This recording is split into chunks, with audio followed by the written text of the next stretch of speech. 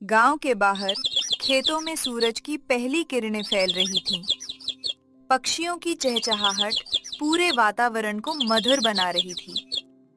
लेकिन मोहन के घर के अंदर माहौल बिल्कुल अलग था। मोहन एक मेहनती किसान था। वह रोज सुबह जल्दी उठकर खेतों में चला जाता था। उसकी एक ही इच्छा थी कि उसकी पत्नी रेखा खुश रहे। लेकिन रेखा को अपने पति की मेहनत कभी दिखाई नहीं देती थी। रेखा को अपने मायके की दौलत और रुतबे पर बहुत घमंड था। उसके पिता शहर के बड़े व्यापारी थे। इसी वजह से वह हर समय खुद को दूसरों से ऊंचा समझती थी। मोहन खेत जाने की तैयारी कर रहा था। रेखा, मैं खेत जा रहा हूँ। दोपहर तक लौट आऊंगा। रेखा ने तिरस्कार भरी नजरों से उसकी ओर देखा।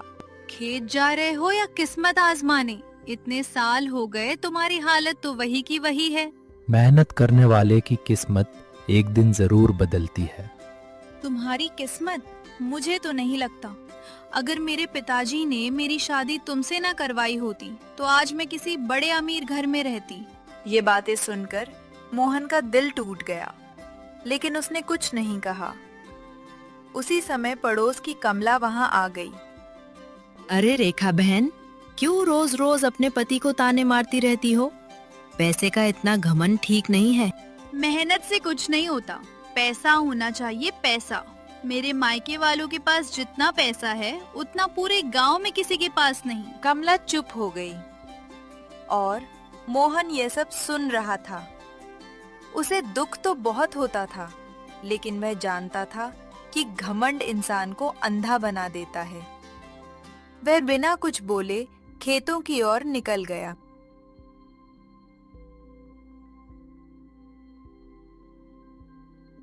अगली सुबह रेखा घर के आंगन में बैठी अपनी सहेलियों के साथ बातें कर रही थी। आज भी उसकी बातों में वही घमंड झलक रहा था। मेरे पिताजी ने कल ही फोन किया था, शहर में एक और दुकान खरीद ली है।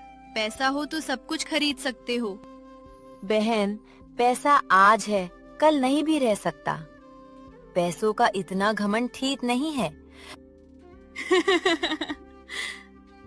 हमारे घर में कभी पैसों की कमी नहीं हो सकती। उसी समय एक कमजोर बूढ़ी औरत वहां पहुंची।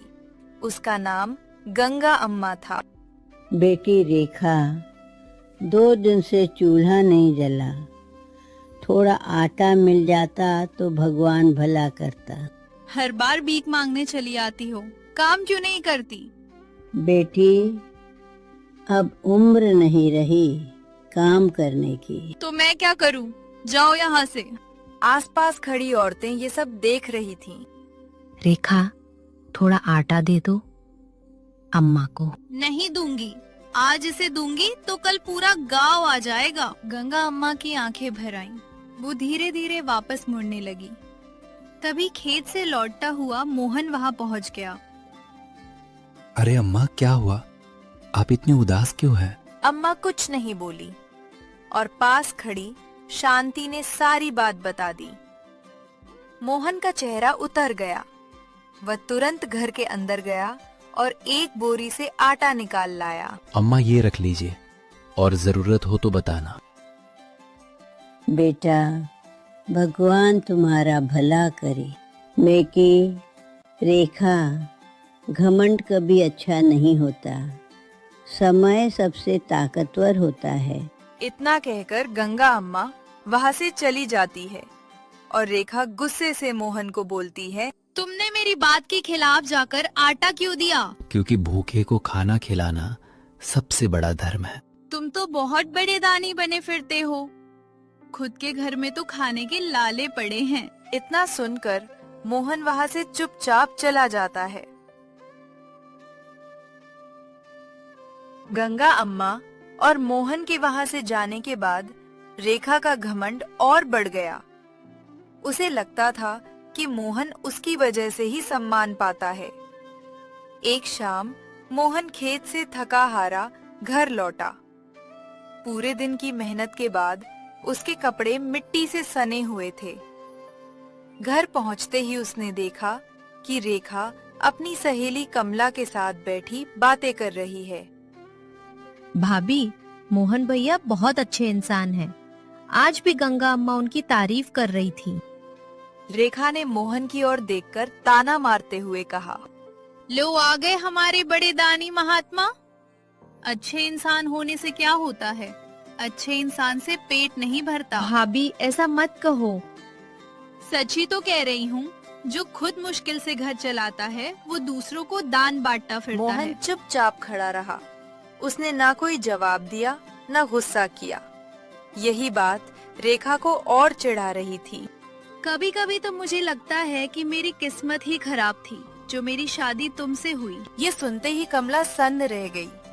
मोहन की आंखों में दर्द साफ दिखाई दे रहा था, लेकिन उसने फिर भी शांत स्वर में कहा, रेखा, इंसान की कीमत पैसे से नहीं होती। ये बातें वही लोग करते हैं जिनके पास पैसा नहीं होता। कमला वहाँ से उठकर चली गई। रेखा को अपनी बातों पर कोई पछतावा नहीं था और मोहन बाहर आंगन में जाकर बैठ गया। क्या मेरी मेहनत और अच्छाई की कोई कीमत नहीं है?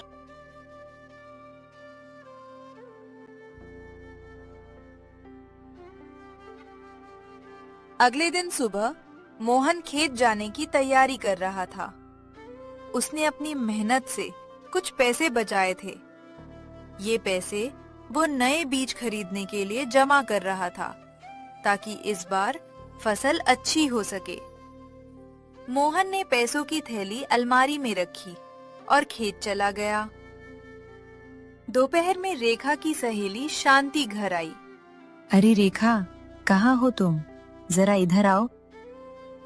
अरे शांति, तुम कहो कैसे आना हुआ? रेखा, अगले हफ्ते मेले में चलेंगे? हाँ, जरूर चलेंगे। मैं पूरे गांव को दिखाऊंगी कि असली शान किसे कहते हैं। लेकिन पैसों की चिंता तुम मत करो। रेखा की नजर अलमारी में रखी पैसों की थैली पर पड़ी। उसे पता था कि मोहन ने ये पैसे बीज खरीदने के लिए जमा किए हैं, लेकिन उसके मन में कुछ और ही चल रहा था। अगले दिन वह चुपके से बाजार चली गई। महंगी साड़ी, चूड़ियां, सैंडल और मेकअप का सामान खरीद लिया। जब शाम को मोहन घर लौटा तो उसने देखा थैली लगभग खाली थी। मोहन के चेहरे का रंग उड़ गया। रेखा, ये पैसे कहाँ गए? मैंने खर्च कर दिए। क्या?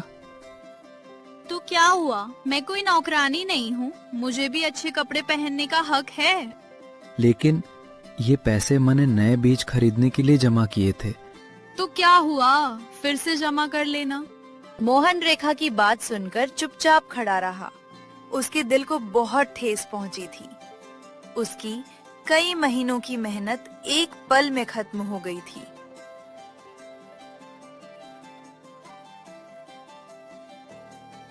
उस रात मोहन देर तक बाहर आंगन में ही बैठा रहा।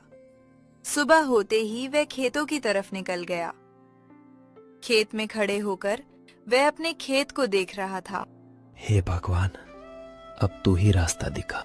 तभी गांव के बड़े बुजुर्ग किसान हरिराम वहां पर आ गया।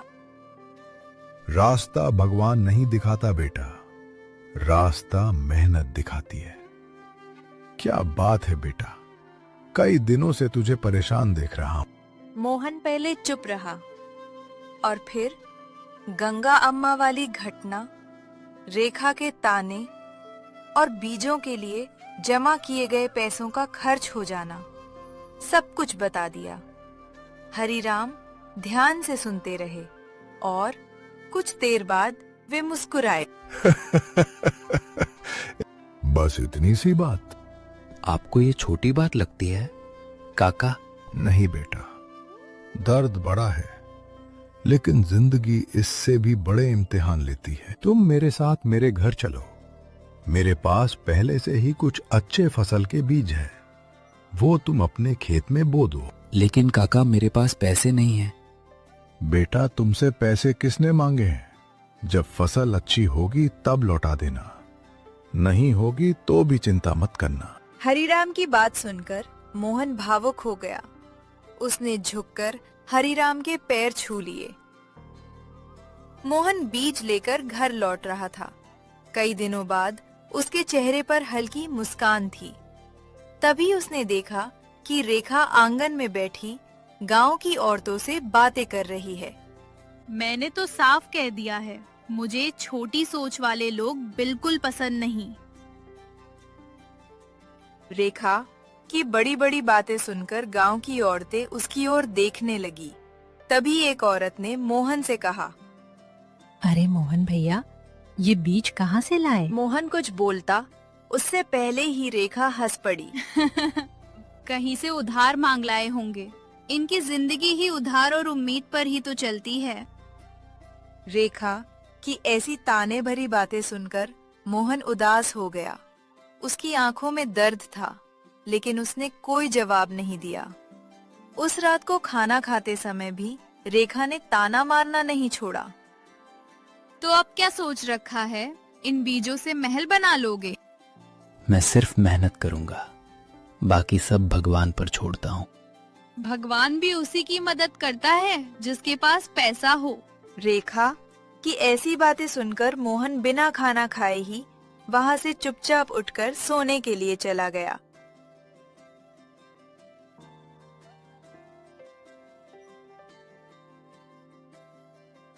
अगले दिन से मोहन ने जी जान लगाकर काम शुरू कर दिया। सुबह सूरज निकलने से पहले खेत पहुंच जाता और देर शाम तक मेहनत करता। गांव वाले उसकी लगन देखकर हैरान थे।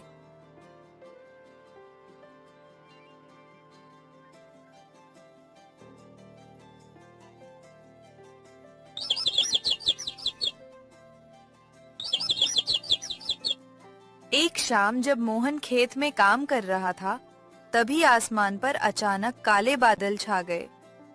शाम होते होते आसमान पूरी तरह काले बादलों से ढक गया। मोहन पूरी तरह से घबरा गया। लगता है आज तूफान आने वाला है। तभी हरिराम वहां पर आ गया। मोहन, घर चलो, तूफान आने वाला है। अब खेत में रुकना खतरनाक है। नहीं काका, मैं अभी नहीं जा सकता। ये फसल सिर्फ फसल नहीं है काका, यही मेरी आखिरी उम्मीद है। मोहन की बात सुनकर हरिराम वहां से चला जाता है। फिर कुछ ही देर में जोर से बारिश शुरू हो गई और मोहन पेड़ के नीचे जाकर खड़ा हो गया।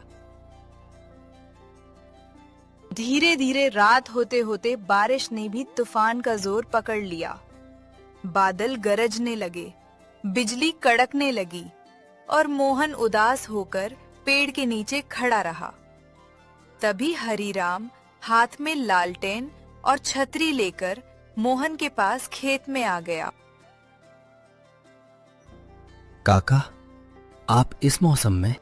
हाँ बेटा, तू अकेला मेहनत करेगा और हम घर बैठेंगे। चलो, आज तेरी फसल को मिलकर बचाते हैं। वो दोनों पूरी रात खेत में काम करते रहे और फिर बारिश कम होने के बाद में अपने अपने घर चले गए।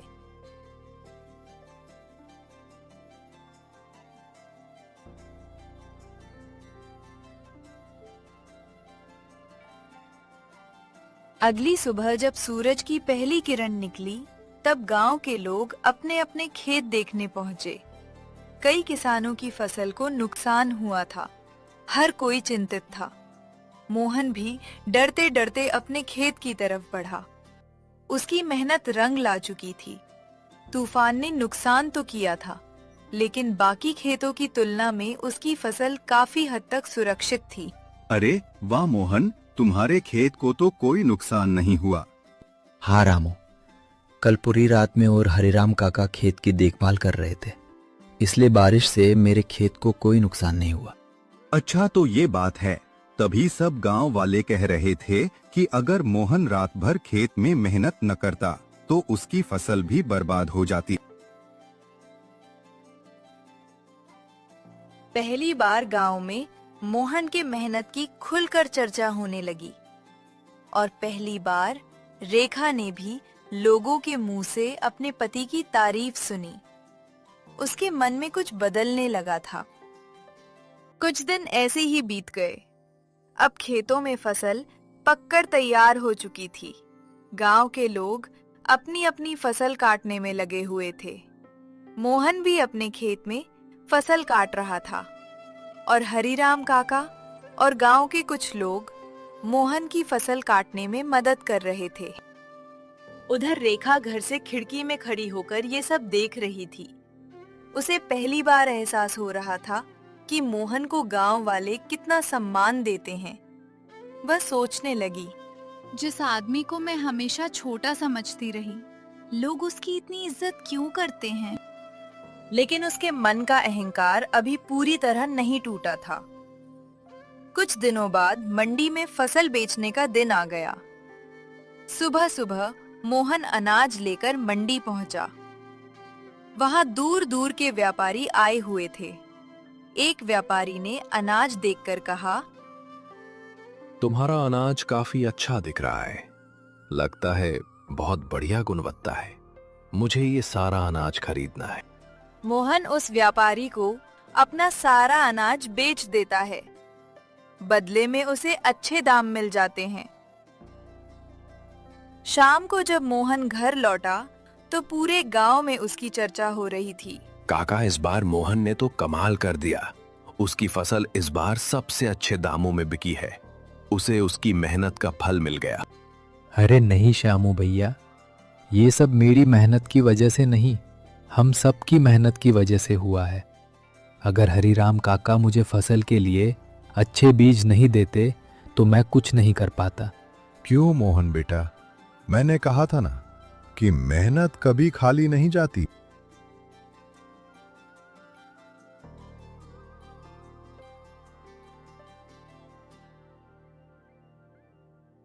मोहन और गांव वालों की ये सारी बातें रेखा खिड़की के पास खड़ी होकर सुन रही थी। आज पहली बार उसे अपने शब्द याद आने लगे। तुमसे कुछ नहीं होगा, तुम बस सपने देखते रहो। अच्छे इंसान से घर नहीं चलता। एक एक ताना उसके कानों में गूंजने लगा। उसका सिर झुक गया। रात को मोहन आंगन में बैठा था। तभी रेखा धीरे धीरे उसके पास आई। कई सालों में पहली बार उसके चेहरे पर घमंड नहीं था। क्या बात है रेखा, तुम यहाँ? मुझे तुमसे कुछ कहना है। मैंने तुम्हें कभी समझा ही नहीं। ऐसा क्यों कह रही हो तुम? क्या हुआ? क्योंकि मैंने हमेशा तुम्हें पैसों से तौला। जब तुम दिन रात मेहनत करते थे तब मैं तुम्हारा मजाक उड़ाती थी। जब तुम दूसरों की मदद करते थे तब मैं तुम्हें मूर्ख कहती थी। और जब तुम्हारी बीजों के पैसे खर्च किए तब भी मैंने तुम्हारे दर्द को नहीं समझा। मोहन के सामने आज पहली बार रेखा का घमंड पूरी तरह टूट चुका था। रेखा फूट फूट कर रोने लगी। मुझे माफ कर दो मोहन, मैं बहुत गलत थी। मैंने हमेशा दौलत को बड़ा समझा और इंसानियत को छोटा। मोहन ने रेखा के पछतावे को देखा और फिर धीरे से कहा, गलती हर इंसान से होती है रेखा। गलती से बड़ा इंसान नहीं होता, उसे सुधारने वाला इंसान बड़ा होता है। तभी वहां पर गंगा अम्मा आ गई। बेटा मोहन, सुना है इस बार फसल बहुत अच्छी हुई। हाँ अम्मा, आपके आशीर्वाद का फल है। फिर गंगा अम्मा ने रेखा की ओर देखा और कहा, क्या हुआ बेटी, आज बहुत शांत लग रही हो। ये सुनते ही रेखा की आंखें फिर भर आईं। वह गंगा अम्मा के पैरों में आकर बैठ गई। अम्मा, मुझे माफ कर दीजिए। जिस दिन आप आटा मांगने आई थी मैंने आपका अपमान किया था। मैं अपने घमंड में अंधी हो गई थी। बेटी, देर से समझ आना भी अच्छी बात है। हाँ अम्मा, आज समझ आया कि असली अमीरी पैसे में नहीं, अच्छे दिल में होती है। उस दिन के बाद रेखा पूरी तरह बदल गई। रेखा ने मोहन और गांव वालों को ताने मारने भी बंद कर दिए और वह हर सुबह जल्दी उठकर मोहन के साथ खेत में जाती और मोहन का काम में हाथ बटाती। और अब रेखा को समझ आया, नसीब का खेल कभी भी बदल सकता है, लेकिन मेहनत, ईमानदारी और विनम्रता हमेशा जीतती हैं।